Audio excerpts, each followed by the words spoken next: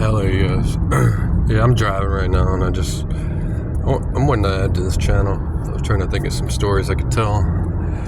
I had mentioned like some embarrassing things. I'm going to tell a story. I had been given a new program that was very difficult, and I was trained by a very, very smart person. This dude was a genius, man. But I was learning a new program. It was a great opportunity for me. Everything was going well, but in this particular situation, I was kind of like, it wasn't a huge deal, but it was a new project, and I was dealing with a problem that was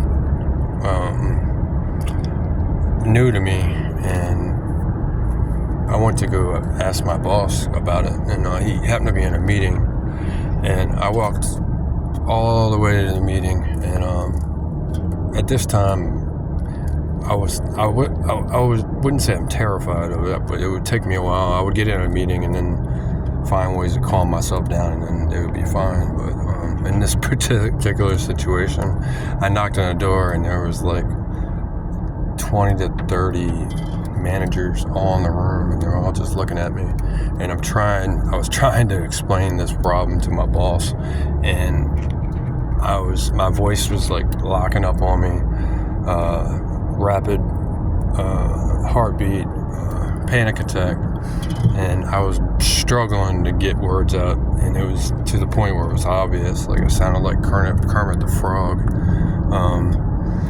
And I just went in the room, and I was like, and then I just was so embarrassed. I just walked back to my seat, and everybody was just kind of looking at each other like, what the fuck? And that was, I was always fighting through things during this time, but that was one of the situations where I was like, damn, man, that was so fucking embarrassing. And it's like, a lot of people will say that even though you're nervous, like other people don't know that you're nervous, but when panic attacks get really bad, man, the physical symptoms can literally like make it so you have a hard time speaking, or your fight or flight system kicks in. If people don't understand it, they might be assuming certain things, different things, and especially for a leader to do something like that, it was just like, I think it was just like a combination of things that were going on in my life, and just turning a molehill into a mountain and just stressing about it, and then going into a meeting room, which I always hated, but since I hated it, I would always put myself in social situations, volunteer for meetings.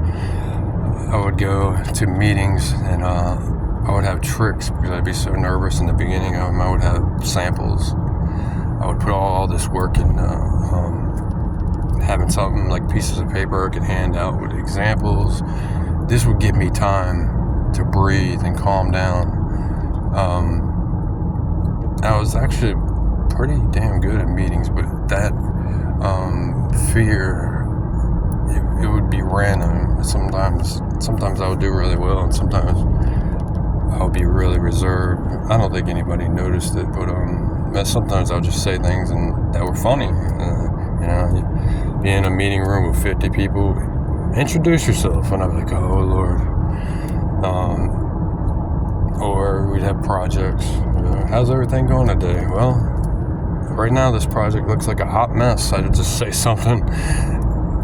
It'd be hard to talk when my fight or flight system was like jacked up.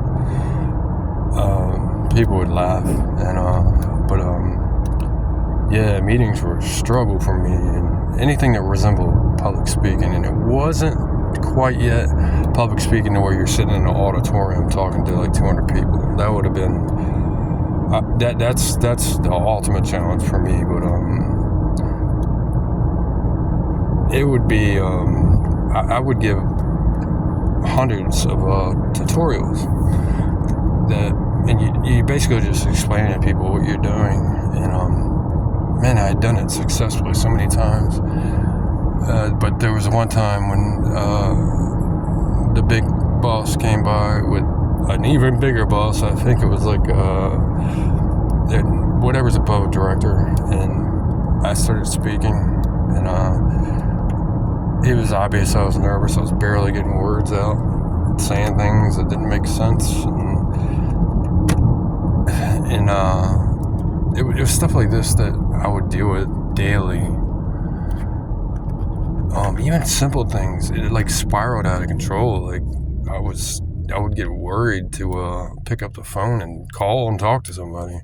It's things that I'd done thousands of times, and it snowballs. Like I'd go home, and that's all I would think about is how to improve my social skills, how to get rid of this anxiety. And I tried everything: books, counseling, talk therapy, and then eventually medications. And I'm gonna get into all the pros and cons of all this stuff, but yeah, like a daily fight, man. Like when something gets to the point where it's affecting you daily, I hate using the word disorder, but that's the definition. Is when you're dealing with something every day to where you're thinking about it, and you're struggling with it, and you're fighting through it every day. It's an anxiety disorder, and I had ups and downs with it. I had moments where I think I succeeded and surpassed it. And those would be the times when I would just crumble at certain spots. And I wasn't someone that hid from challenges and whatnot. I was a team leader, and I was thriving. I would do things. I'm also a creative person, so I would do things that would just like people would love. I won a Publishers Award for my contributions on a major project, and I don't think anybody knew that I was like struggling through this.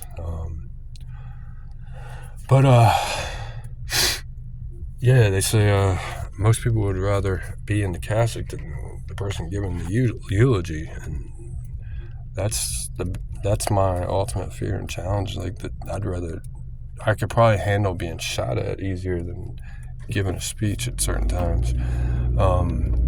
This is just a story that I wanted to share, and we're gonna get to the bottom of it, and hopefully, as I grow more in my journey, I can also help other people. Man, we have got to get to the bottom of this. I'm looking for this one solution, or maybe many solutions that just impact the field, and just new ideas. I might interview some people who can share their experiences. One thing that I'll say is what you don't realize is a lot of people are dealing with things, not just me. Everybody deals with some things, but some more than others. Some people struggle just to get through a day. Some people have it a lot worse than me. Like I said, I was in talk therapy, and the people that were in there were war veterans, people involved in shootings, people that were in office jobs, people that experienced childhood trauma. And I'll tell you, I'll elaborate on some of their stories as well. I just wanted to, I had mentioned in the first video some embarrassing things that I encountered, but I didn't elaborate. There you go. I wanted to share that. Thank you for listening.